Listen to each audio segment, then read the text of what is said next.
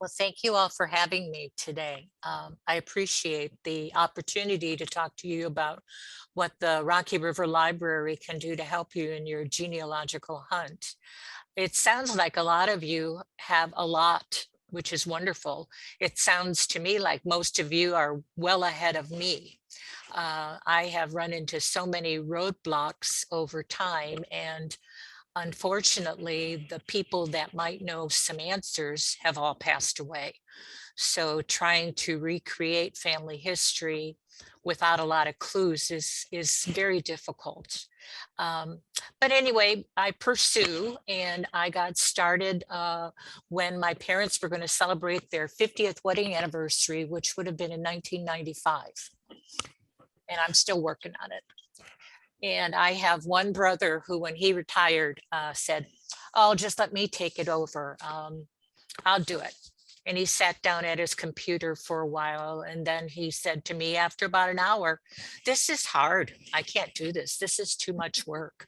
So that's one thing about working with genealogy, is that you just have to be patient and just keep trying. And sometimes it's okay just to leave it for a while and then come back to it. And you might come back with a new idea or a new way of trying to locate some information.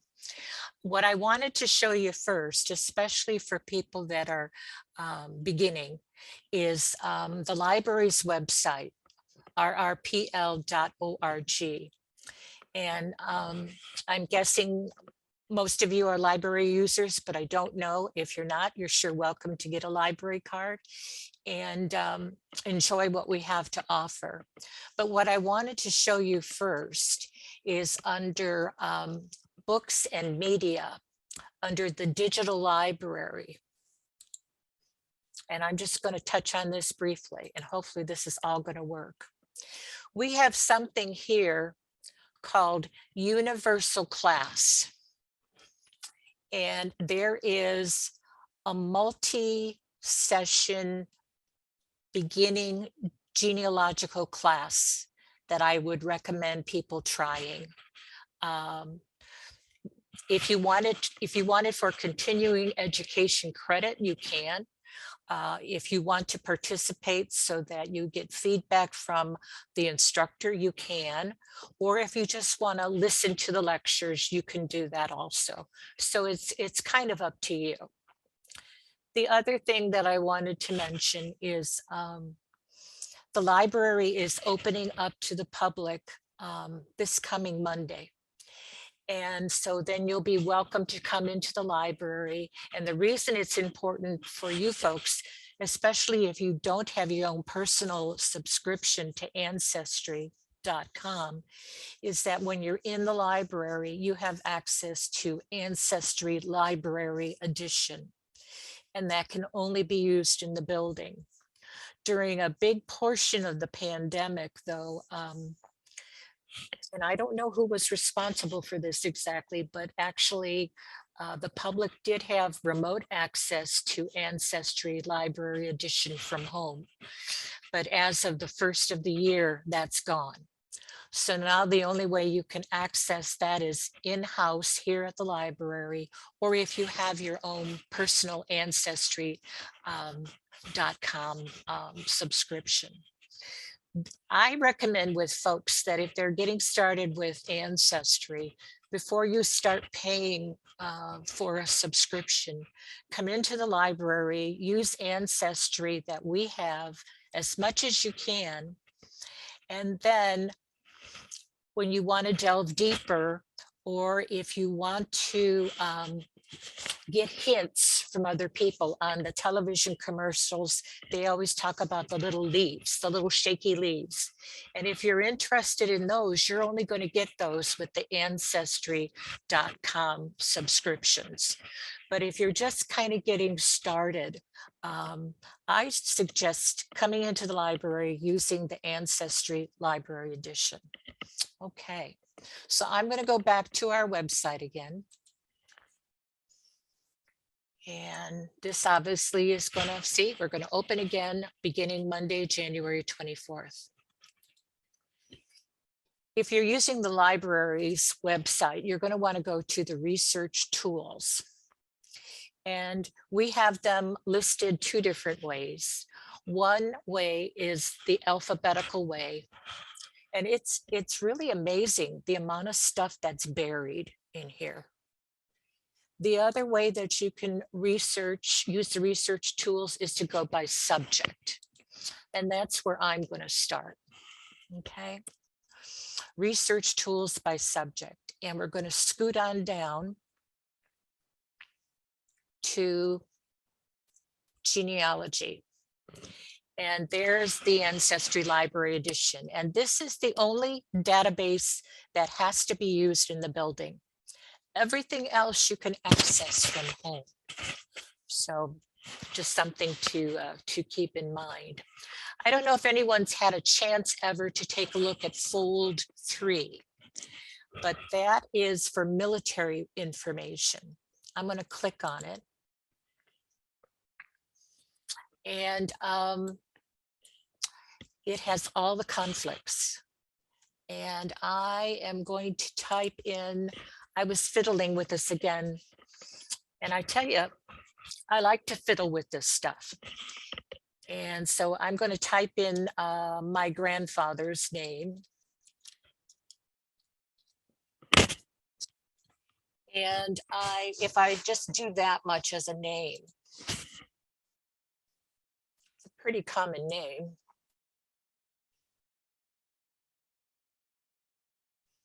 And I get over 1,000 results. Well, I'm not going to sit and look at all these guys looking for my grandpa. So I'm going to filter it by adding something additional to it. I know that he spent the last part of his life in Montana. So I'm going to add Montana as a place. And then I'm now going to look for Lewis Kaufman in Montana. And I'm going to tell it to look. Okay. Now I know, because I have fiddled with this enough, that I know that this is my grandfather. And he was born, actually, I don't know for sure when he was born. Sometimes he says he was born in 1875.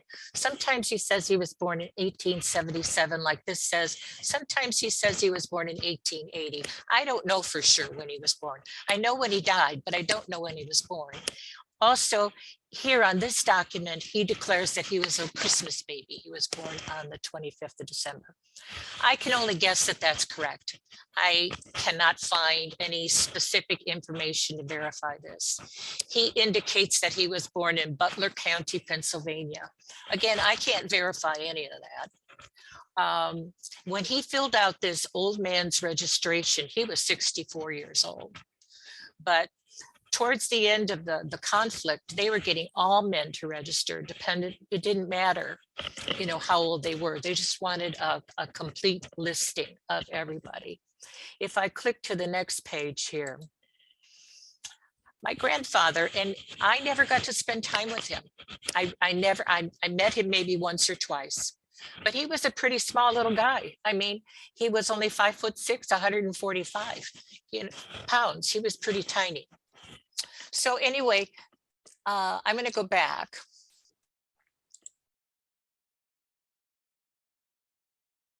And I'm going to go home again here. This is one, though, if you can see, it says there's 590,831,353 records. There's tons of good stuff in here. And so, block out an afternoon, block out a few hours and just fiddle with it and see if you can find any of your ancestors. And it goes way back to the Revolutionary War. And you just don't know what you're going to find. And so it's just searching and searching and not giving up. I'm going to get out of Fold 3 now.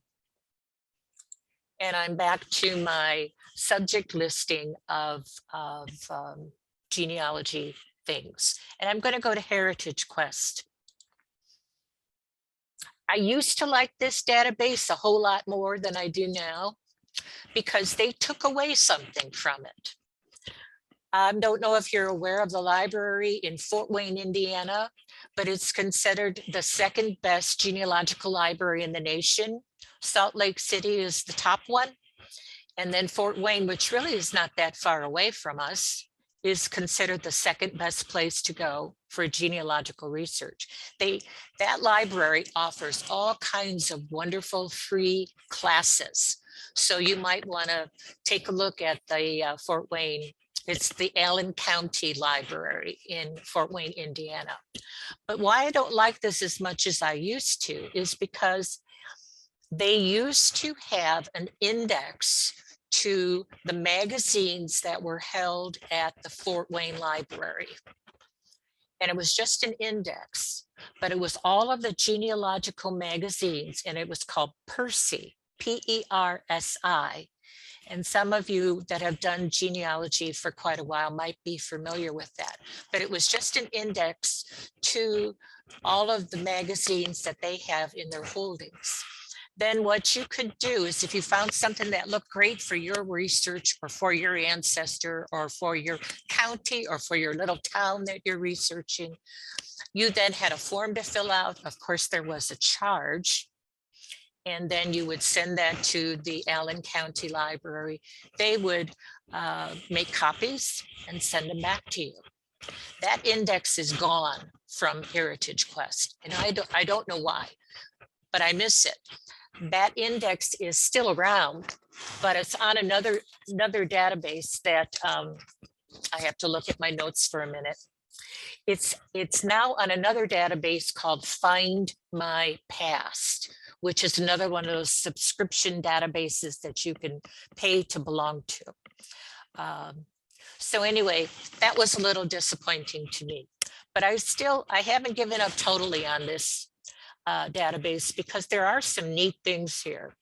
Of course, you've got the census records. What's kind of cool here are the city directories. And those can be helpful. Ancestry Library Edition, I know, has city directories, but here they're pulled out and very visible. So that's helpful. And they go back quite a ways.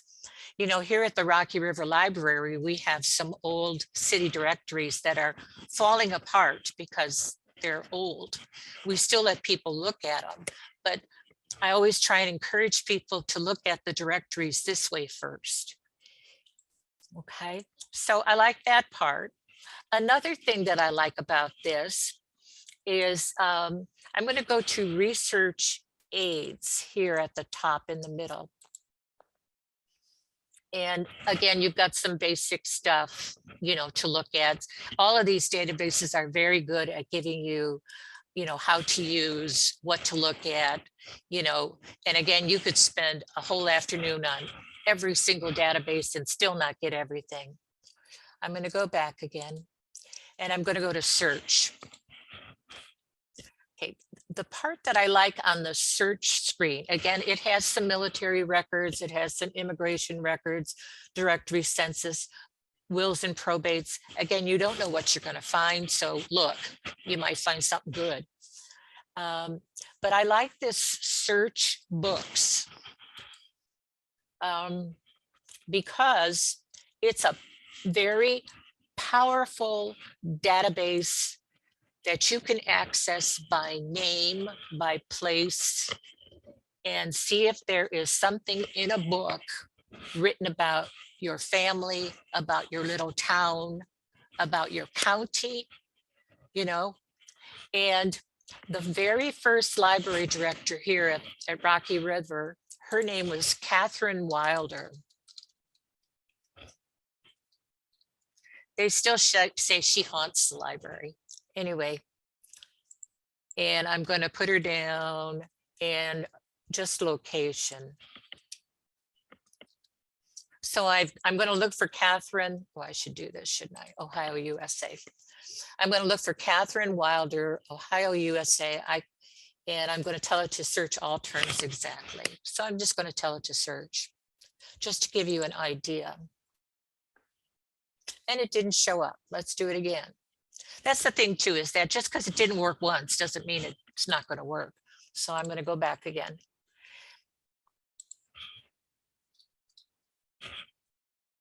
Oops.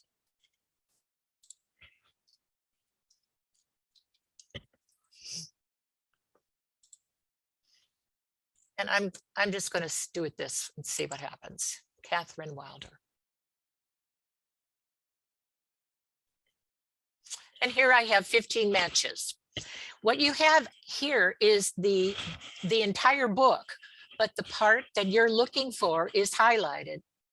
And of course, what I'm wanting, oh, here she is, in a book called This Cleveland of Ours. Catherine Wilder is a footnote.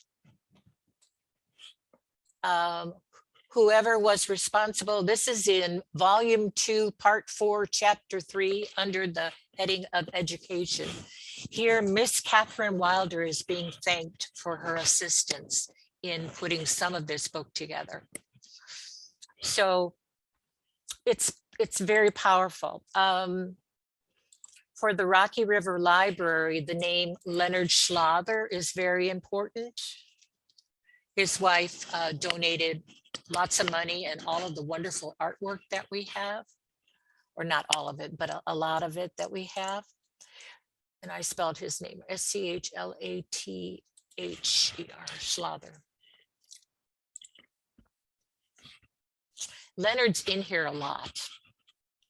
Leonard is in here a lot. Besides his brewery and everything else that he did, there's blue books, there's just all kinds of wonderful things. There's page after page when he passed away on what a wonderful man he was. So I haven't found anybody in my family that's in any kind of a book, but that doesn't mean you won't find someone in your family. You just never know.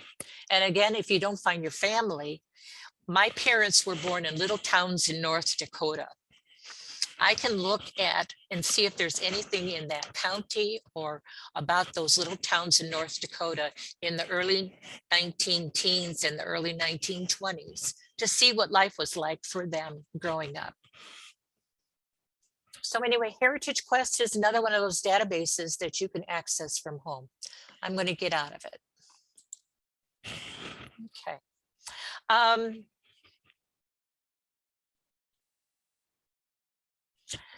Another thing that we have access to, and I'll come back to it on the alphabetical list because it really should be stuck in here and it's not.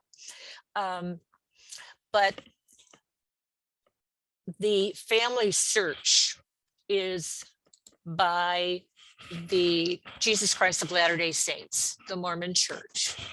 And you can sign up for a free account. And I'm going to see if I can get into my account. I've got all your faces here. I don't know if I can.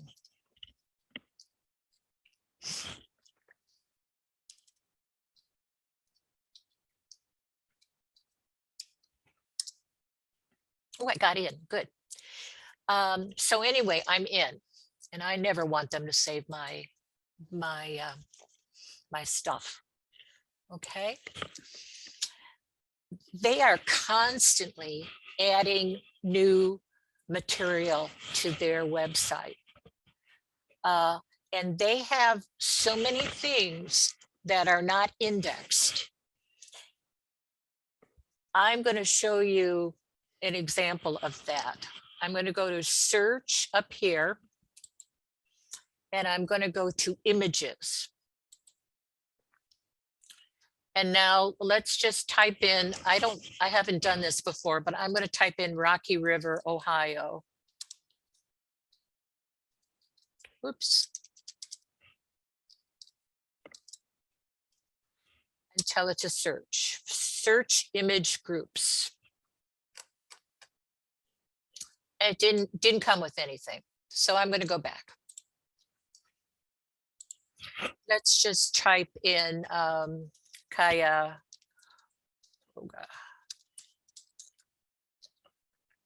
Okay. And tell it to search.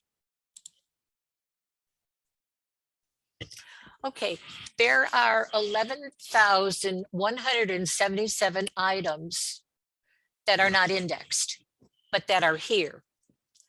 And this particular, the first document here is genealogy records, and it's telling me that there's 11 images. So if you want to, and if you have time, and if you can see it, you can actually go through and look at images of whatever's being shared. So when you're in FamilySearch.org, you have access not just to everything that's indexed, but to everything else that they have collected, and nobody's had the time yet to index. I know that they're always looking for people willing to participate and help in indexing records. I'm going to go back to search. And this time I'm going to go to catalog. And this is like the old card catalog. And you could type in, I'm going to type in Cuyahoga County.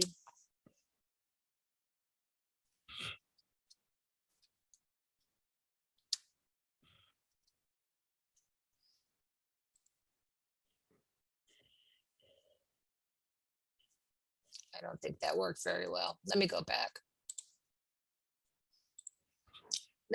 Let's do, I'm going to go up to North Dakota. Ward. No, I'm going to go to Grand Forks County. Grand Forks, North Dakota. That's where my Norwegian relatives first landed. Okay, and what I could do is tell it to look for any documents that are out there, or I could tell it to only look for documents that are actually online in the computer. So I'm just going to right now just tell it to search for everything. And it brings up the card catalog of materials that are available. Okay. And I don't think any of this is online with the computer. You know, that is one thing that we have access to in Westlake, is we have a branch of the we have a FamilySearch library in Westlake on Westwood, I believe the town is, or the street is, where there is it's staffed by volunteers. I don't know if it's open now during all of COVID, but when things settle down again, that is a wonderful place to go for help. And they have such knowledgeable, helpful, wonderful people that will help you try and figure out some of those roadblocks that you're stuck on. Okay. And we're blessed that we've got that here. Now, obviously it's a small facility, but they have access to other stuff that maybe we don't hear at the library, or you don't have through your Ancestry. I'm going to go to search, and I'm going to search records. Okay. And again, this is, you know, pretty familiar probably to most of you. Sometimes less is better, you know, just because you're certain, like I have an ancestor whose name is Newt. Well, I think that's how he spelled it. And I'm going to say his name is and I know his last name is Mo. But it could have been Knute. It could have been Knoot, who knows? But so don't be real specific sometimes with saying, well, it has to be this way.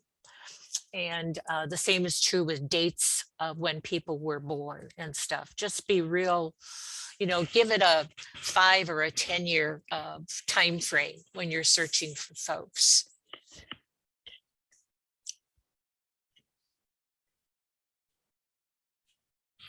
You know, I wonder if I should stop for a minute sharing my screen and see if somebody has a question before I continue. Would that be okay?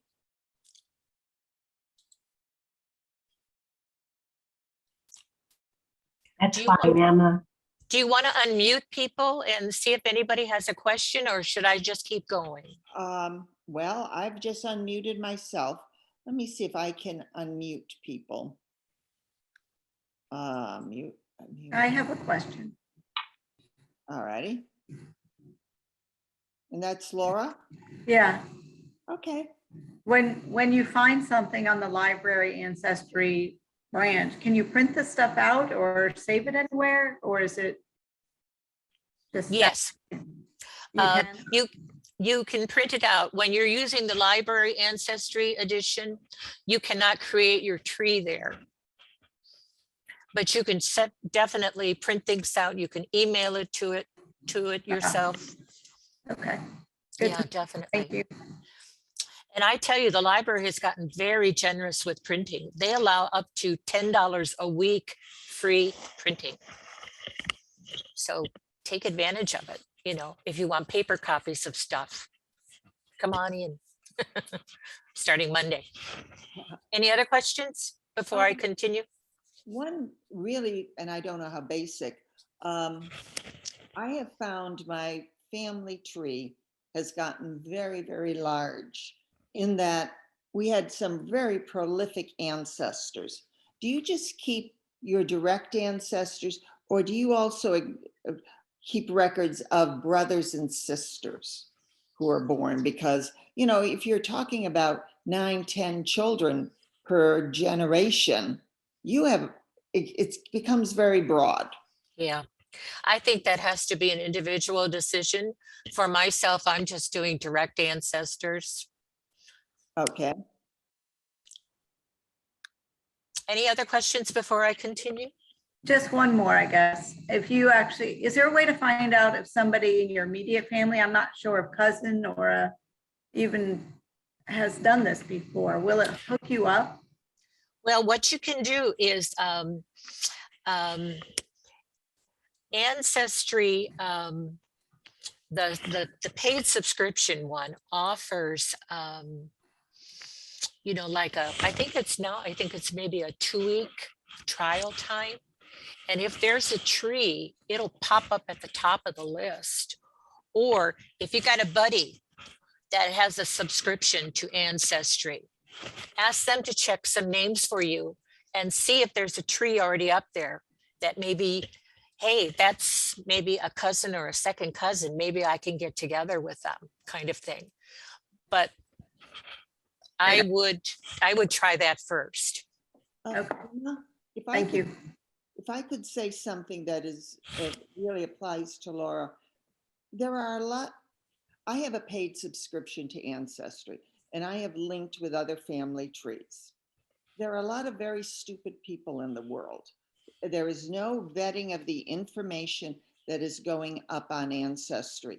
And for example, they acknowledge somebody who was born in 1555 in Hartford, Connecticut. You know that they're, you know, it's not good information. So you really have to be very careful of what you are linking to, and the quality of what you're seeing out there. As we're going along, Emma, we can also use the chat capability. Oh, okay. That'd be good.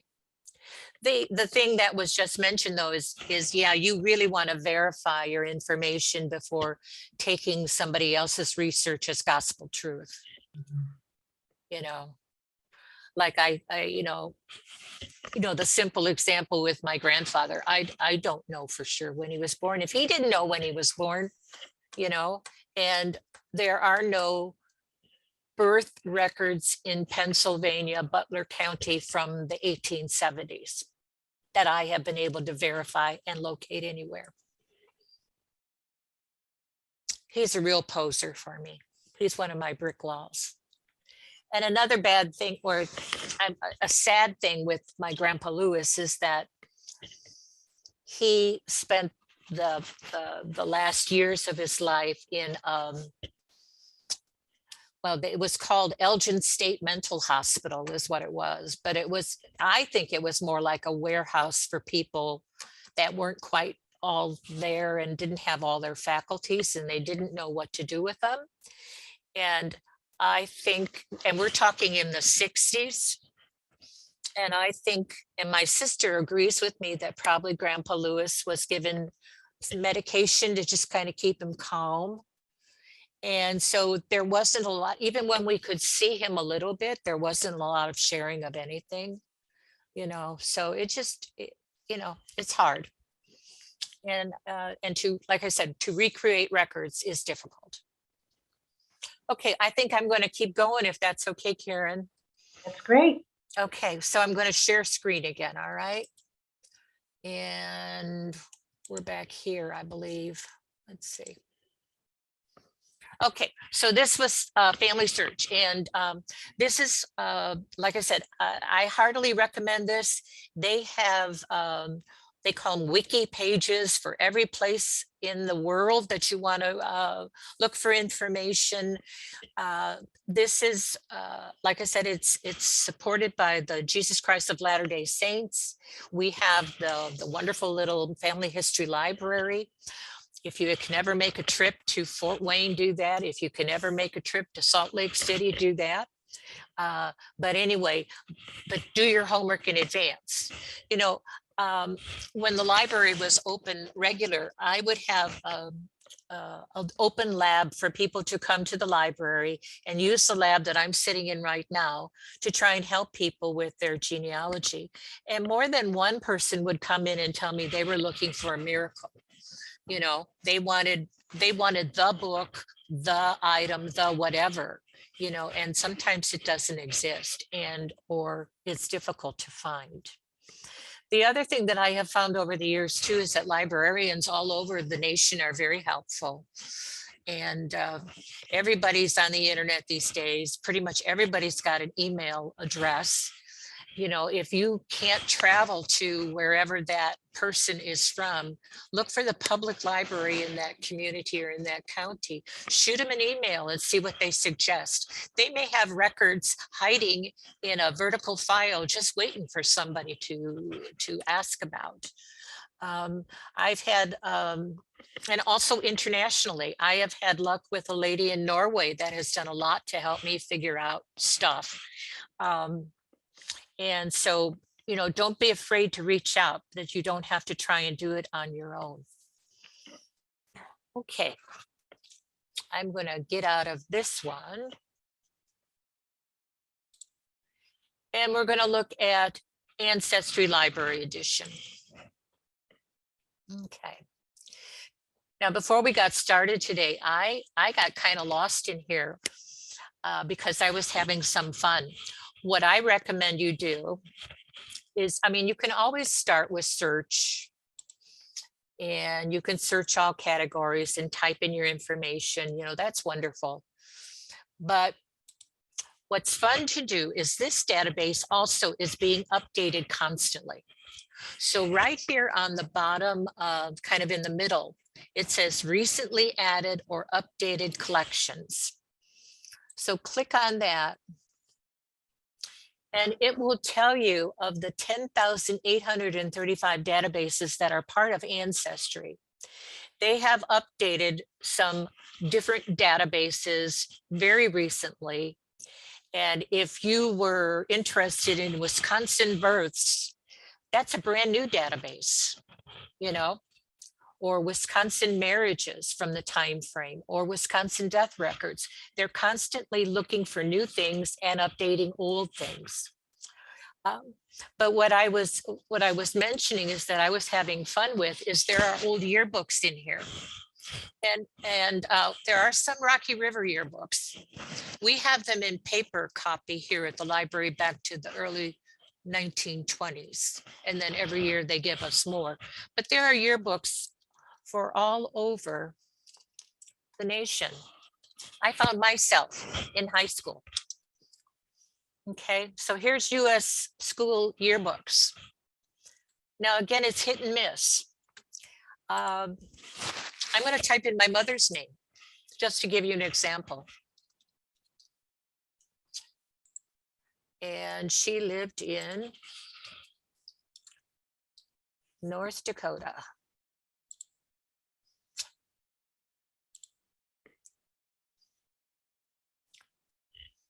And I know this is my mother. There she is. She is 20 years old, and that's from 1943, and that's from Minot State University. This was a fun one that I found of my mother.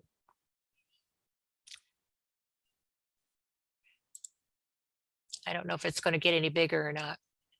Let's see. But there she is again up here. So when you got nothing to do, take a look at old yearbooks and see what you can find. I'm going to get out of this. And I'm going to get out of this. So anyway, with the card catalog, I'm just going to type in Ohio death. And see what I can come up with. You know, take a look at what's there, and you don't have to have the name of the database, just type in keywords. I'm gonna go home. Again, you have the things you would expect to find. Census records, military, immigration, you know, there's lots of places to look for lots of different things. One thing that helped me find my father's half sister that he never spent any time, and I only knew her first name, was in message boards up here at the top. You can type in a message. I'm going to say that I want to limit my messages or my searching to United States. I want to limit my search to a state. And again, my research for both of my parents pretty much takes me to North Dakota. And then I can type in a name or a place and see what I can find. And what happens is your question is put out there, and then hopefully people will respond and maybe give you some hints, you know. And like I said, I found my dad's half sister. First name was Georgia. And before my father passed away, he was able to talk with one of Georgia's grandchildren.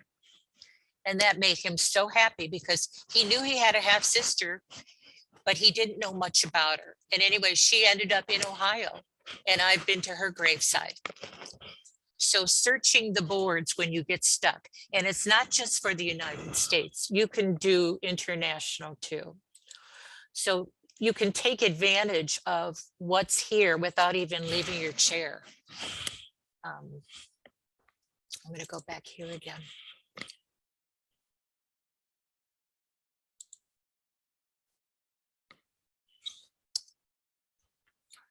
So I don't really even know. I'm just going to keep backing out of here.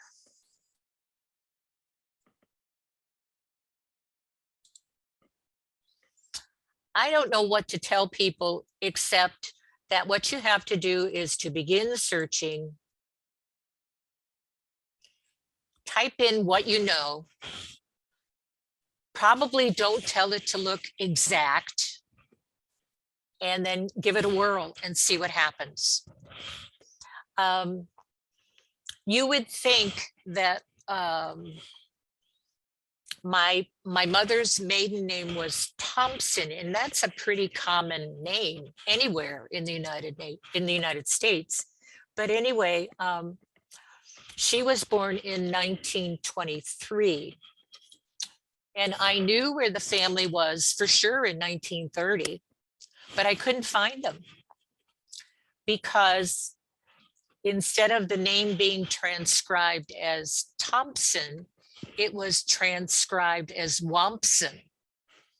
And so the only way I found them in this little town of Carpio, North Dakota, was by going through the census records and just looking at them slowly until I found them, you know. So, but this is a good one to use here at the library, and it is loaded with information.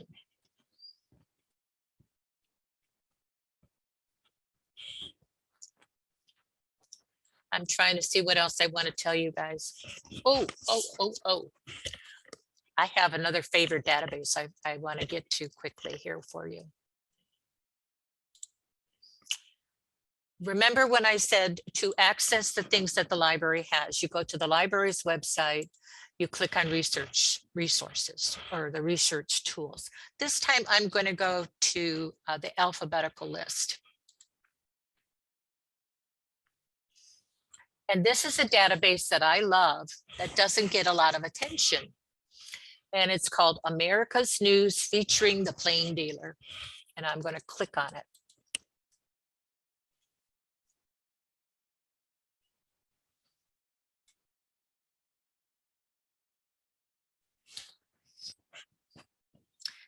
Now, if you want to look at the Plain Dealer, the Daily Plain Dealer, you can do this from home. I'm going to click on Plain Dealer Collection.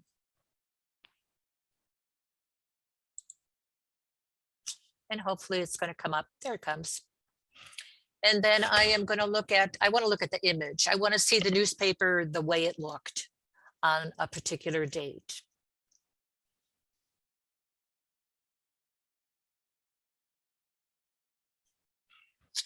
And we're going to look at today's paper, January 20th.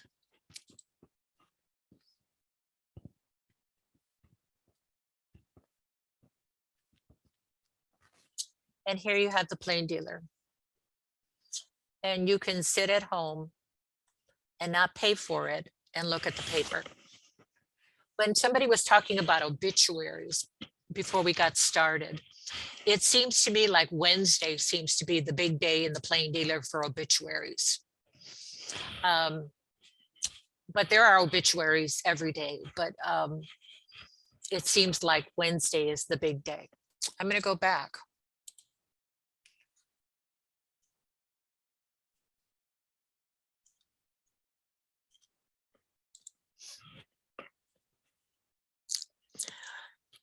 The reason I like this so much, besides access to the local Plain Dealer and all these other things that we have access to, is that we have access to newspapers fairly current all over the nation.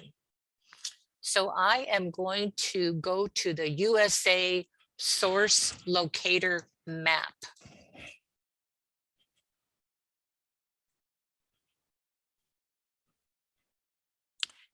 And I have newspapers available from every state in the union. For Ohio, I have access to 237 different sources. Now, a lot of these are not very historic, and I understand that. But especially if you're looking for fairly current obituaries or a fairly current event, you know, in these little towns. My in-laws were from a town called Seward, Nebraska. You know, a family reunion was a big event in Seward, Nebraska. There might be a little article in the newspaper from Seward, Nebraska. You might find something like that that could be helpful in your research. But it's a good source to look at. I'm going to go back. My first library position was in Nebraska.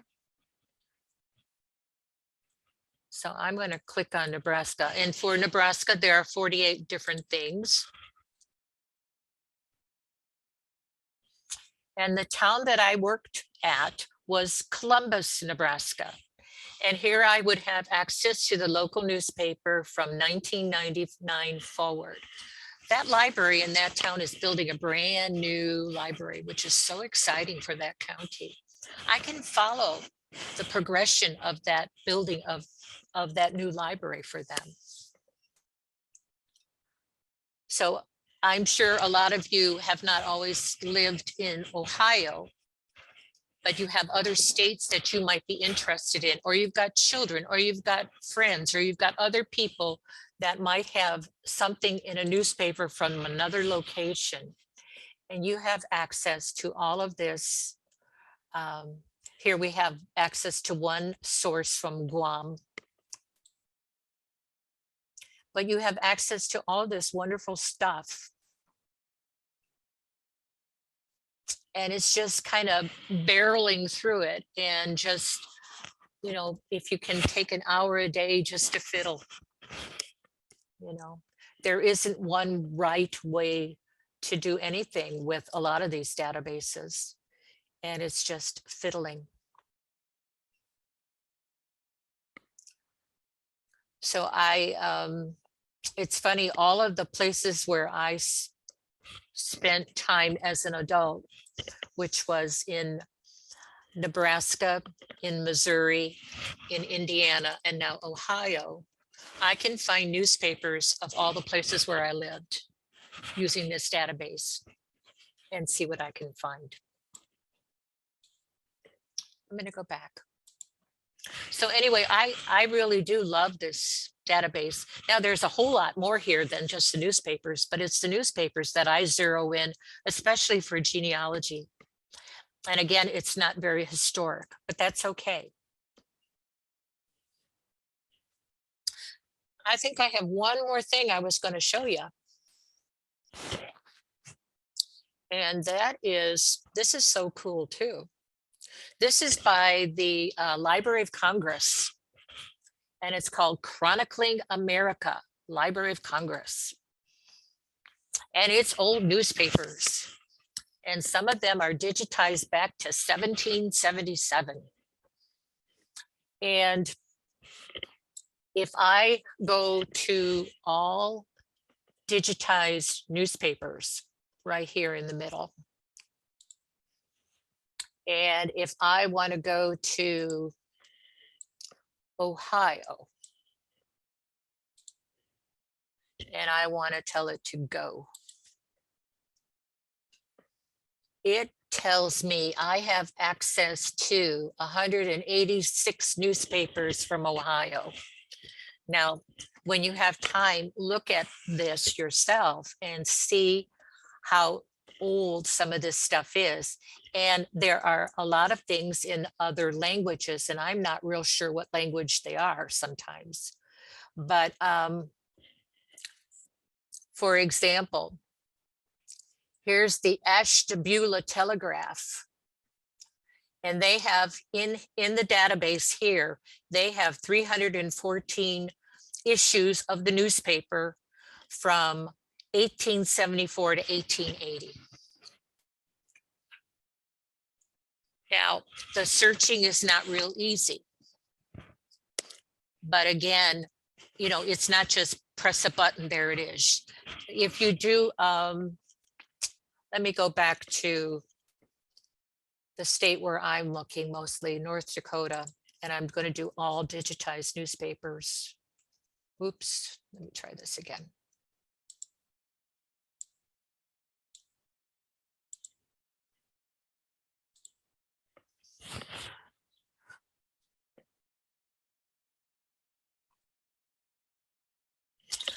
Okay, now, and I've tried this myself, but here is in North Dakota, the Ward County Independent, which is the county where my father was born in 1918. Okay, that was from January of 1903 to December of 1922. I have looked, and that was just a weekly newspaper. And I have been able to look at the newspaper, the actual newspaper, from the time frame when my dad would have been a baby. And I can download it. I can do a PDF and download it. And then I can do a Control-G and look for my last name, my maiden name of Kaufman. Unfortunately, my father's birth is not recorded. But I thought, you know, it's worth a shot, you know, in a little town in North Dakota, almost to Canada, that perhaps the birth of a baby boy to this family might have been in the newspaper. Now, I have been able to find the death of my grandmother, but I cannot find the birth of my dad, which is what I was hoping for. But because again, there was no birth certificate. Okay. So this is fun to fiddle with. It really is. Go to your library's website. Let me do that again, because I think as genealogists, you'll have fun with this. Okay, so we're going to start over here again, the Rocky River Library. And we're going to go to research tools, and we're going to go alphabetically. And then you're going to scoot on down to Chronicling America by the Library of Congress. And then you're going to go to all digitized newspapers. And then you're going to go for your state and see what you can find. Now, I'm here at the library 40 hours a week still. I could retire, but I don't want to. And I love to fiddle with finding stuff for people. If I can be of any assistance, call the library, ask for Emma. I'm the only Emma that works here. And I'll try and help you with what your roadblock is. If you want to come in, like I said, now we're going to be able to have people come into the library again. If you want to come in and we can set up an hour and we can sit down and see what we can find, or if I have any ideas that might be helpful to you, please ask. Like I said, there's so much buried, and it's like getting through layers to find what it is you're after. I hope this has been a little bit helpful. The other thing too is, before I say goodbye, is that a lot of things are not online. Sometimes you just got to get in the car and go to wherever you need to go to search. Sometimes if you're lucky enough, you take a plane and go to Ireland or go to wherever you need to go to research. I'm going to share one kind of really neat thing that my friend in Norway found out for me. And I'm not bragging, I don't think, because it hasn't done me any good. My great grandmother, her sister, and they emigrated, my family emigrated to North Dakota. Hers went, the sister, they went to Canada. Anyway, the sister of my great grandmother, whose first name was Inga, and I love that name. But anyway, Inga's sister was grandmother to the famous songwriter, singer, Joni Mitchell. And I have tried to contact Joni Mitchell just to make a connection with the families, but I've never had any success. But anyway, my buddy in Norway, she's the one that figured that out for me, that the two sisters, and the one was the grandmother to Joni Mitchell. So I'm going to stop sharing. And I thank you for your attention. Have a good day. Bye.